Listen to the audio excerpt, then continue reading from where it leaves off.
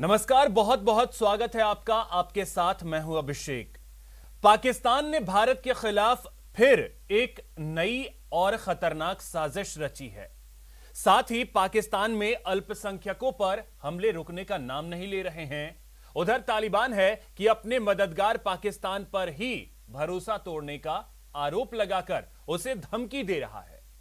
इधर हिंदुस्तान ने भी यह साफ कर दिया है, चीन और पाकिस्तान की हर साजिश का करारा जवाब दिया जाएगा।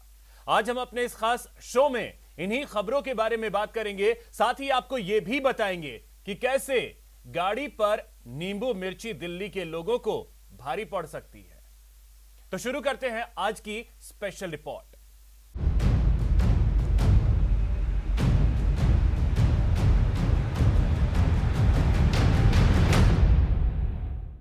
पाकिस्तान की खुफिया एजेंसी आईएसआई ने एक बार फिर भारत पर बड़े हमले करने और भारत के बड़े बड़े प्रतिष्ठानों को निशाना बनाने के लिए गहरी साजिश रची है और इस ऑपरेशन का नाम रखा है ऑपरेशन ब्लैकआउट। इस साजिश के तहत एक सॉफ्टवेयर के जरिए एयरपोर्ट के सिस्टम को हैक करके एयर कनेक्टिविटी को तोड़ना और पावर ग्रिड को फेल करना शामिल है। पाकिस्तान की खुफिया एजेंसी आईएसआई ने मेड इन चाइना ड्रोन के बलबूते एक बार फिर गहरी साजिश रची है। इस बार आईएसआई ने कश्मीर घाटी को धमाकों की गूंज से थर्राने का खतरनाक प्लान बनाया है। पाकिस्तान की सेना के जनरल बाजवा के इशारे पर आईएसआई ने लश्कर और जैश के आतंकियों के साथ मिलकर कश्मीर घाटी की शांत फिजाओं में बम, गोली और बारूद का जहर घोलने के साथ साथ एक साजिश रची है और अपनी इस साजिश के लिए पाकिस्तान ने जरिया बनाया है मेड इन चाइना ड्रोन को। जिस प्रकार से अभी हमने 3 दिन पहले बाबर को पकड़ा और मिलिटेंट्स न्यूट्रलाइज किए जा रहे हैं, पाकिस्तान कैंप्स की खबर है, तो ये जो चीज है ये जाहिर करती है कि पाकिस्तान कश्मीर में जो अमन है उसको गड़बड़ करना चाहता है, उसमें गड़बड़ी करना चाहता है। इसी साल जून के महीने में पाकिस्तान ने चीन के बने ड्रोन की मदद से जम्मू के एयरपोर्ट पर हमला करने की नाकाम साजिश रची थी, जिसमें वो पूरी तरह नाकामयाब रहे। एक पुरानी कहावत है कि पाकिस्तान की सेना मार खाने के बाद वहां से भागकर फिर पलटकर जरूर आती है। इसी तर्ज पर एक बार फिर आईएसआई ने भारत के एयरपोर्ट को अपने निशाने पर लेने की साजिश रची है। भारत के एयरपोर्ट्स पाकिस्तान की खुफिया एजेंसी आईएसआई के सबसे प्रमुख निशानों में से एक है। सूत्रों से पता चला है कि नई साजिश के तहत आतंकी हवाई अड्डों को निशाना बनाकर एयर कनेक्टिविटी को बाधित करना चाहते हैं। इसके लिए बाकायदा हैकिंग सॉफ्टवेयर भी तैयार करवाया गया है, जिसे पेन ड्राइव की मदद से कहीं से भी ऑपरेट किया जा सकता है। पाकिस्तान के इरादे नापाक हैं, क्योंकि आईएसआई ने ब्लैकआउट की साजिश रची है। बिजली आपूर्ति को बाधित करने की साजिश का जिक्र भी इस खुफिया रिपोर्ट में किया गया है। इस साजिश में आईएसआई ने कश्मीरी नौजवानों को शामिल किया है ताकि सुरक्षा एजेंसियों को शक न हो। पाकिस्तान में ट्रेंड आतंकियों को ऑर्डिनेंस फैक्ट्री, वेयरहाउस, टेक्सटाइल कंपनियों को निशाना बनाने के लिए भी तैयार किया गया है।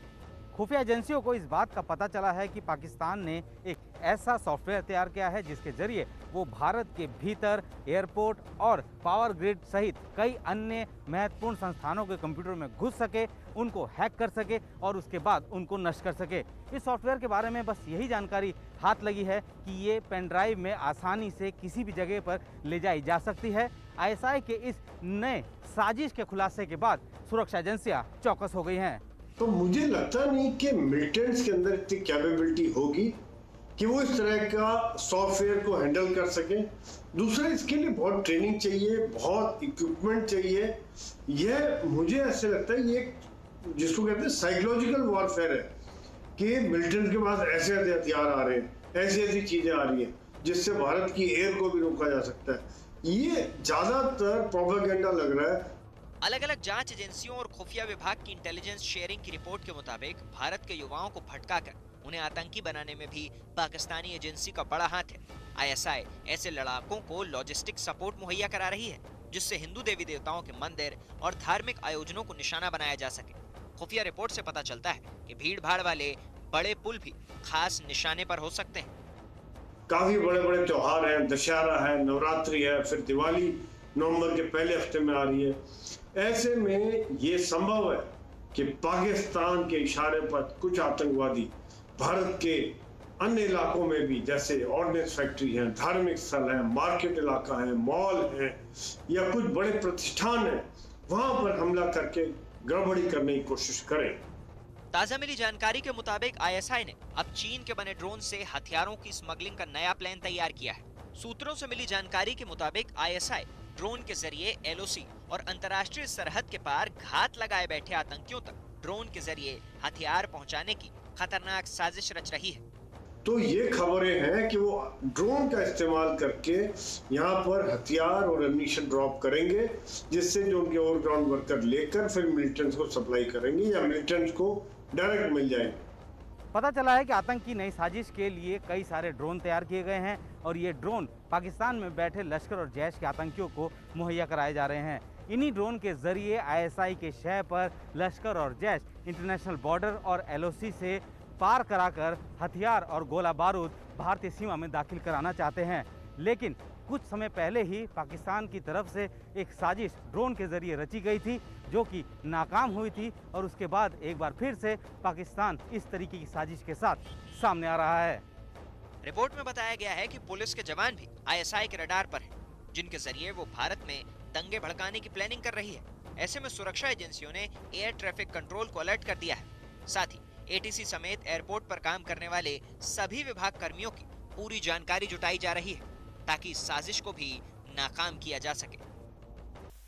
पाकिस्तान के पेशावर में एक जाने माने सिख हकीम की उनके ही क्लिनिक में गोली मारकर हत्या कर दी गई और हमलावर मौके से फरार भी हो गया। पाकिस्तान में अल्पसंख्यकों पर लगातार जानलेवा हमले हो रहे हैं और वहां इमरान खान की हुकूमत कानों में तेल डालकर सो रही है।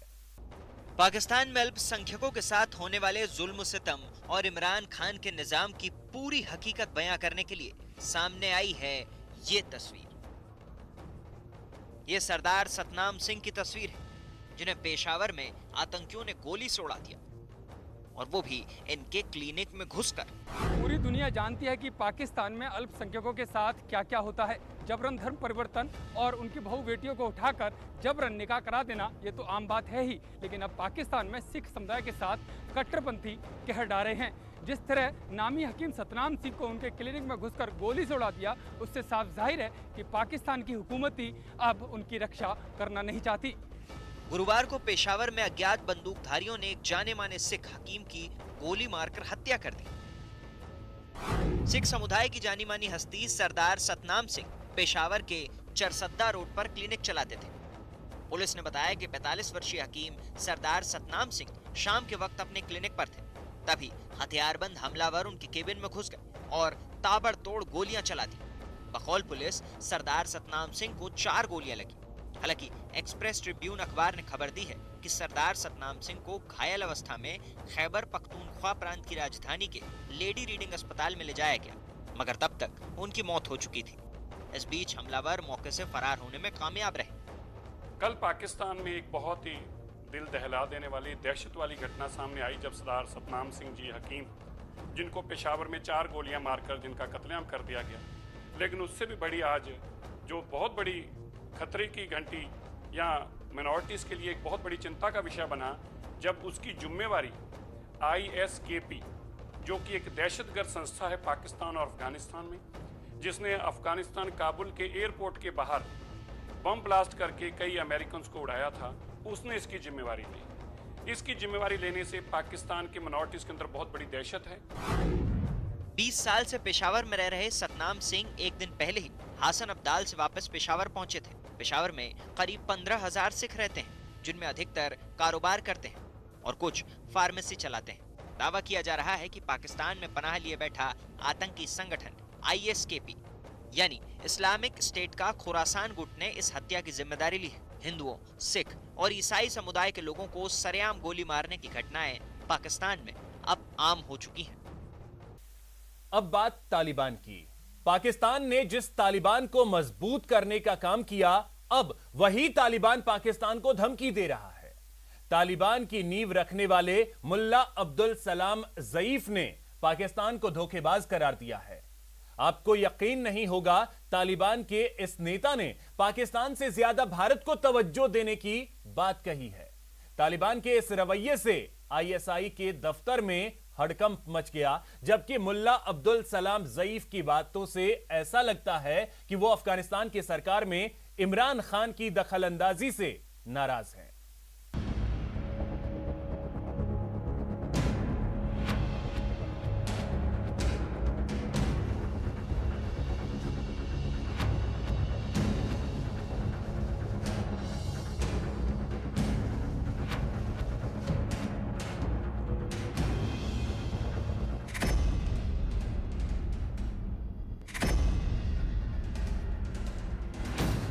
तालिबान के लिए पाकिस्तान ने क्या नहीं किया।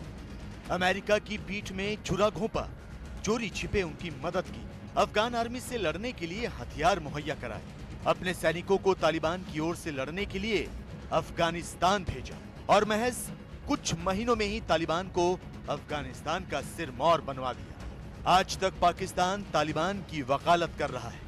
तालिबान को अंतर्राष्ट्रीय मान्यता दिलाने के लिए संयुक्त राष्ट्र तक में नए नए पैंतरे आजमा रहा है। There is only one way to go. We must strengthen this current government, stabilize it for the sake of the people of Afghanistan. What have the Taliban promised?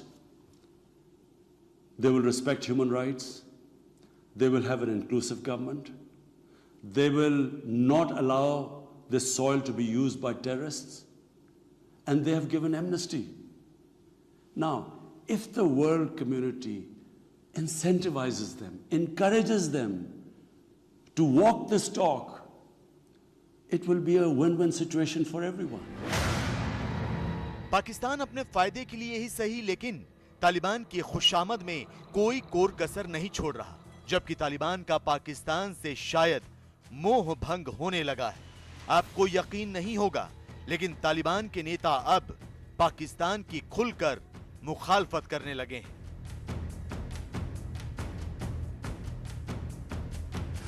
यह है तालिबान की नींव रखने वालों में शामिल मुल्ला अब्दुल सलाम ज़ईफ। इसने पाकिस्तान के खिलाफ ऐसा बयान दिया है जिससे इस्लामाबाद में बैठे इमरान खान और आईएसआई चीफ फैज हमीद के पसीने छूट रहे होंगे। इसने इमरान खान के मुंह पर न सिर्फ इल्जामों का तमाचा जड़ा है, बल्कि पाकिस्तान को ठेंगा दिखाते हुए हिंदुस्तान से कूटनीतिक रिश्तों की वकालत भी की है। सबसे पहले देखिए मुल्ला अब्दुल सलाम ज़ईफ ने पाकिस्तान के बारे में क्या कहा है। मुल्ला अब्दुल सलाम ज़ईफ की माने तो पाकिस्तान भरोसे के लायक नहीं है। धोखेबाजी पाकिस्तान की फितरत है। तालिबान पर कंट्रोल करने की पाकिस्तान की साजिश कभी कामयाब नहीं होगी। जब अमेरिका तालिबान के सामने नहीं टिक सका तो पाकिस्तान की क्या हैसियत। मुल्ला अब्दुल सलाम ज़ईफ ने यह भी कहा कि तालिबान अपने देश के अंदरूनी मामलों में पाकिस्तान या किसी भी देश की दखल को स्वीकार नहीं करेगा।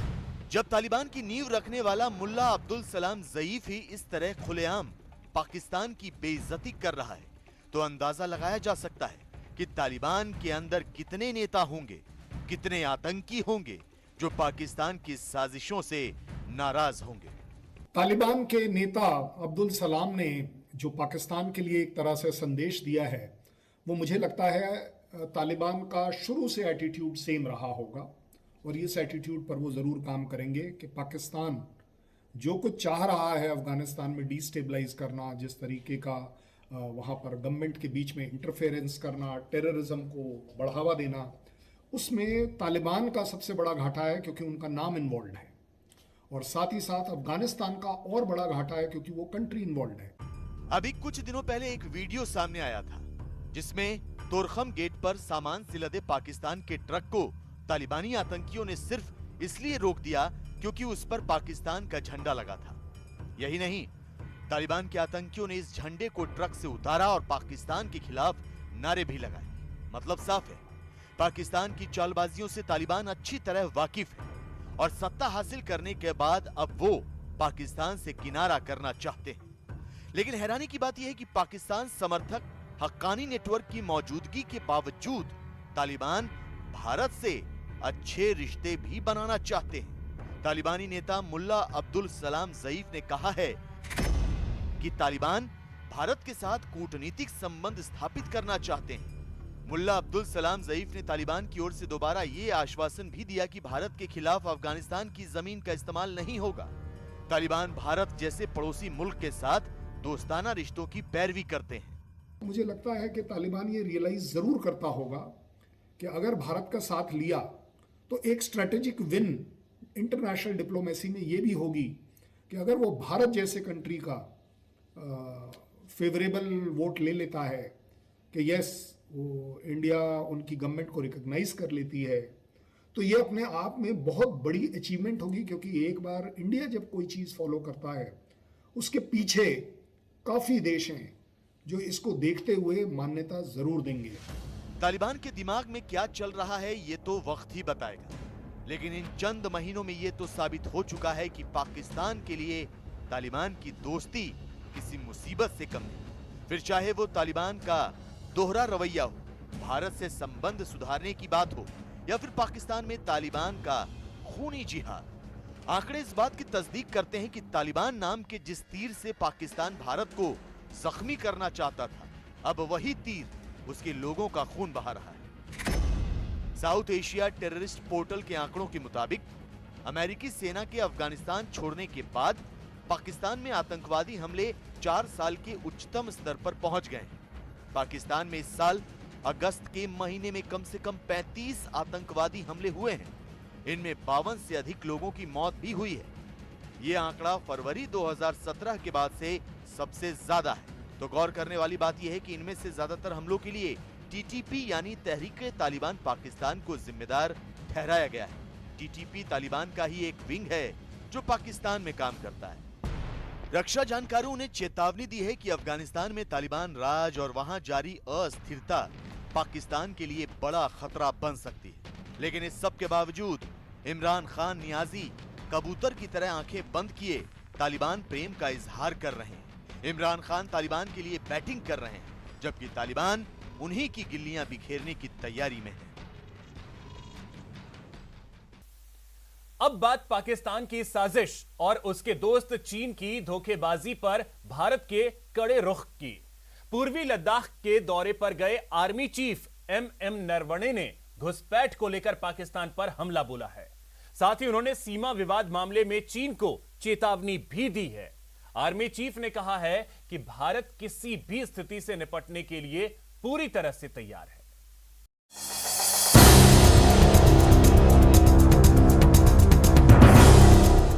लद्दाख की धरती से army chief general MM Naravane ने न सिर्फ चीन को चेतावनी दी बल्कि पाकिस्तान पर भी निशाना साधा। आर्मी चीफ ने कहा कि पाकिस्तान आतंकी घुसपैठ कराने की कोशिश में लगा रहता है और ये वहां की सेना की मदद के बिना संभव नहीं है। We have conveyed through hotline messages and through the DGMO level talks that take place every week that this does not augur well for the understanding that we have, and they should not give support to any such activities, and especially not to any terror related activities which are obviously cannot take place unless they have the support of the Pakistani army. बता दें, जून जुलाई के बाद से घुसपैठ की घटनाओं में तेजी आई है। आतंकियों की मदद के लिए पाकिस्तानी सेना सीज फायर का उल्लंघन भी करती है।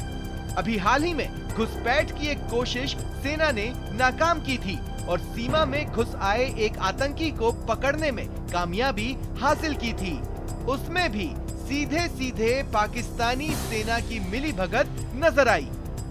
जनरल नरवणे ने घुसपैठ को लेकर पाकिस्तान को आईना तो दिखाया ही, साथ ही चीन के साथ सीमा पर जारी तनाव की स्थिति को लेकर चिंता भी जताई। The Chinese have deployed in considerable numbers all across eastern Ladakh, and not only in eastern Ladakh but all across the northern front, right up to our eastern command also. So definitely there has been an increase in their deployment in the forward areas, which remains of course a matter of concern for us. हालांकि यहाँ army chief ने कहा कि भारत की सेना किसी भी स्थिति से निपटने के लिए पूरी तरह से तैयार है। But we are regularly monitoring all their movements, and based on whatever inputs we get, we are also carrying out matching developments both in infrastructure as well in terms of the troops that are needed to counter any threat. So we are, I think, at the moment quite well poised to meet any eventuality. Army chief ने बताया कि सीमा पर स्थिति अभी नियंत्रण में है। उन्होंने चीन से जारी सीमा विवाद भी जल्द सुलझ जाने की उम्मीद जताई। Bureau report, news 18 network.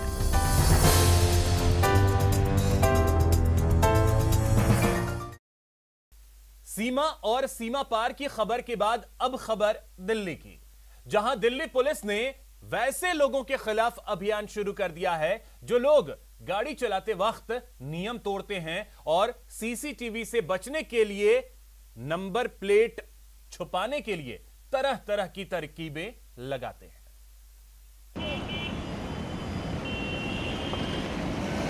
गाड़ियों की नंबर प्लेट पर लटके नींबू मिर्ची और काले धागे लोगों की गाड़ियों को बुरी नजर से बचा पाएं या ना बचा पाएं, लेकिन दिल्ली पुलिस की नजर से नहीं बचा पाएंगे। दिल्ली पुलिस ने ऐसे लोगों के खिलाफ सख्ती बरतना शुरू कर दी है। खासतौर पर ऐसी गाड़ियों को रोककर उनके चालान काटे जा रहे हैं जो चालाकी से सीसीटीवी कैमरे की नजर और ऑनलाइन चालान दोनों से बच निकलते थे। भी हमारे ट्रैफिक पुलिस की टीम्स जगह जगह पर तैनात हैं और इस प्रकार के जो नंबर प्लेट्स हैं जो कि न केवल डिफेक्टिव है बल्कि इंटेंशनली जो उसको कैमोफ्लेज करने के लिए, छुपाने के लिए या उसको एक तरह से अलग रूप देने के लिए जो प्रयास करते हैं, उनको चालान करने के लिए हमारी टीम अभी तत्परता के साथ काम कर रहे हैं और काफ़ी लोगों का इसमें चालान हो रहा है। दिल्ली में रोजाना सड़कों पर लाखों गाड़ियां निकलती हैं जिन पर निगरानी रखने के लिए ऐसे सीसीटीवी कैमरे लगाए गए हैं जो ओवर स्पीडिंग या नियम तोड़ने पर तुरंत फोटो खींच लेते हैं और उनका ऑनलाइन चालान काटा जाता है। दिल्ली की सड़कों पर ऐसे चालकों की कमी नहीं है जो टोने टोटके के बहाने नंबरों को स्टाइलिश डिजाइन में लिखकर या फिर कोई स्टिकर लगाकर गाड़ी की नंबर प्लेट से छेड़छाड़ करते हैं ताकि उनकी गाड़ी का नंबर सीसीटीवी कैमरे में ठीक से रिकॉर्ड ना हो सके। गाड़ी का नंबर सही तरह से रिकॉर्ड ना होने की वजह से उनका ऑनलाइन चालान भी नहीं बन पाता और लोग चालान से बच निकलते थे। लेकिन दिल्ली पुलिस ने अब ऐसे लोगों की काट ढूंढ ली है और सड़कों पर उतरकर ऐसे लोगों की पहचान की जा रही है। दिल्ली की ट्रैफिक पुलिस गाड़ी की नंबर प्लेट से छेड़छाड़ करने के आरोप में अब तक 4000 से ज्यादा लोगों के चालान काट चुकी है।